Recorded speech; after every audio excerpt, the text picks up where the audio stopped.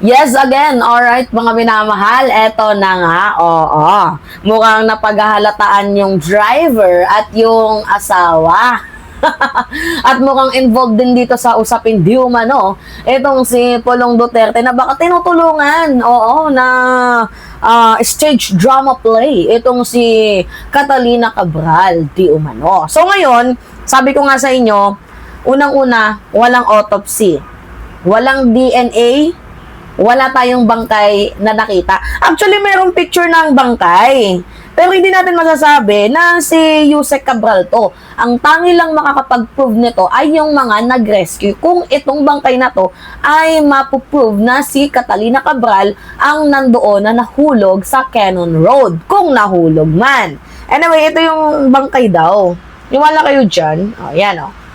Wala ngang mukha, hindi pinakita yung mukha eh. O, ito pa. O. At habang tumatagal mga minamahal, mas lalong pinagtatawanan na ng taong bayan. Ito nga pong ganap. Dito nga po sa pagkamatay daw di umano. Kung namatay man. Itong si Catalina Cabral. Actually, nung unang balita kasi, syempre, alam naman natin na si Catalina Cabral ang nag-reveal di umano ng 51 billion ni Pulong Duterte. And then, syempre, talagang hindi maiwasang isipin ng tao na baka person of interest din si Pulong Duterte. Kasi nung nireveal nga ni Percy Lapid itong kaanumalyahan ni former President Duterte, 'di ba, namatay si Percy Lapid. Ngayon na nireveal ni Catalina Cabral itong 51 billion ni Pulong Duterte, abay, hindi natin namalaya na siya daw ay, 'di ba, nahulog, vehicular accident nga eh. Tapos biglang nagpakamatay, tapos may umuugong na istorya na baka chismis lang ang kanyang pagkamatay. Hindi nga natin masisiguro kung namatay, nagpakamatay or pinatay eh. Kasi hindi nga natin makita yung viewing mga minamahal ng autopsy, ng DNA, and also walang bangkay. Tapos walang nagdadalamhati. Tama ba yun? Meron patay tapos walang nagdadalamhati. So, kako, baka gusto lang din makaligtas ni Catalina Cabral dito sa corruption. And para dito sa driver, boy, perjury ang ginagawa mo. Biruin nyo ang daming ang daming lapses sa kanyang statement. O, yung timeline, 'di ba? O, tapos pumunta daw doon, tapos bumalik sa kanilang hotel, tapos bumalik din ulit doon. So, for what reason pa yung pagbalik? Tapos, sinabi ng mga pulis na delikado daw doon. Sinabi din ni driver na wag doon kasi masyadong yung daanan. Pinagsabihan na siya. Alangan naman hindi makinig. Itong si Yusek Cabral. So, alam na nga delikado, 'di ba? Tapos, doon pa talaga siya mamamalagi. Tapos, pangatlong scenario is meron kasi mga video na sinasabi itong si Catalina Cabral na yung pinaka-fear niya is yung mga heights. So, ba't siya doon mag-i-stay, di ba? Kahit nga ako, tingnan nyo O, yan, nakikita niyo yan. Isang maling galaw mo lang dyan. Isang maling mo lang dyan, pwede kang mahulog. Hindi ko naman yung sinasabing fear ko yan. Pero, nakakatakot pag tumitingin ka, biruin mo, nasa 16th floor. Itong si Mima Alicia, di ba? So, mga minamahal, kailangan makita natin unang-una yung dashcam, yung CCTV footage, yung cellphone, lahat-lahat kailangan makita natin.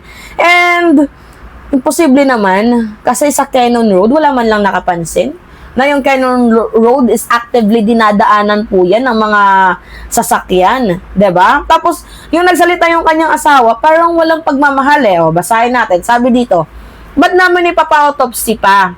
Wala naman silang nakitang foul play. Ako na mismo nagsasabi, asawa ko yan, nanay nila yan, ano pa yung gusto nilang i-prove?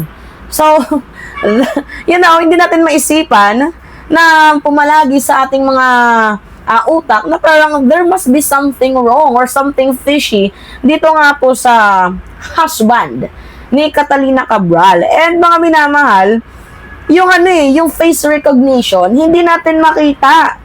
Hindi recognizable yung face ni Catalina Cabral sa mga pinapakitang photos and videos. Kasi mostly puro lang katawan, paa, hindi pinapakita yung mukha. So, kailangan natin ng DNA expert 'Di ba? Para malaman natin, ma-confirm kung si Catalina Cabral nga ba ang nasa loob ng bangkay na kanilang dinampot or yung nahulog. Kasi, ito yung pinaka nakakawawa dito. What if ibang tao pala yung pinatay doon?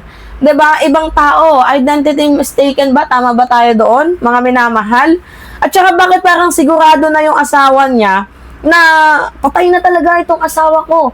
'Di ba? Kasi kung ako yung asawa, kunyari ako yung husband ni Catalina Cabral, unang-una expression ko, hindi ako maniniwala. Hindi ko asawa yan, buhay pa yung asawa ko. Pero yung asawa na mismo ni Catalina Cabral ang nagsasabi na, sigurado ako, siya yan. 'Di ba? Yung ibang mayaman kapag nakakita ng may namatay tas hindi recognizable yung mukha, hindi yan yung ano namin, hindi yan, 'di ba? Ganun sila eh. Pero ito sa asawa ni Catalina Cabral, oh my goodness, 'di ba? So, gustong-gusto niya ng hustisya, pero ayaw niyang makipag-cooperate ng maayos sa investigasyon. Parang pinapaniwalaan niya na yung sarili niya na patay na yung asawa ko kahit mayroon pa namang chance na baka hindi siya kasi hindi naman recognizable ang face. Una-una, wala ngang lamay. So, paano natin malalaman? 'Di ba? So, at saka, nga pala, no, dagdag natin, paano niya nasabi na walang foul play? Sige nga, ba't alam niya agad na walang foul play? Paano nangyari yon, mga minamahal? So, ito yung plot twist na inaantay natin. Baka nililin lang ni Catalina Cabral ang mamamayang Pilipino. Oo. Baka nandoon na sa ibang bansa, lumipad na yung lola ninyo. Yun yung totoo. 'Di ba? Baka lumipad. Kasi meron tayong mga picture na nakikita na katulad nito. Pagalingan na nga lang talaga silang umacting, mga minamahal. Yan o. Yan o. Catalina Cabral. Fear siya sa heights. Talaga, nagawa niya pang mag-picture. For what reason? Kaya pala nung ini-interview itong lalaking to, parang walang feelings. Tapos, hindi ano yung acting niya hindi satisfying. Talagang hindi natin makuha yung satisfaction na talagang patay na nga ba itong si Catalina Cabral, 'di ba? So, yeah, itong lalaking to posible din tong makulong and beside yung asawa niya din kung sakali. 'Di ba, mga minamahal nitong si Catalina Cabral? Okay, sabi dito, ba't ayaw may photo op si asawa mo kung wala kang tinatago? Dapat ikabahala, 'di ba po? Yan yung mga nasa comment section. Magkano po halaga ng waiver nyo sa ikatatahimik ng kaluluwa ng asawa nyo? Dapat mapanagot kung meron man dapat managot sa nangyari sa kanya at malaki ang may tutulong ng autopsy. One thing for sure, mga minamahal, ito cover up lang to.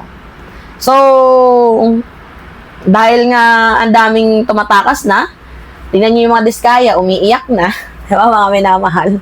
Yung mga diskaya, umiiyak na. So, I think itong pamilya, 'di ba, mga minamahal ni Catalina Cabral, gumagawa ng way or layout para matakasan ni Catalina Cabral itong kanyang ginawang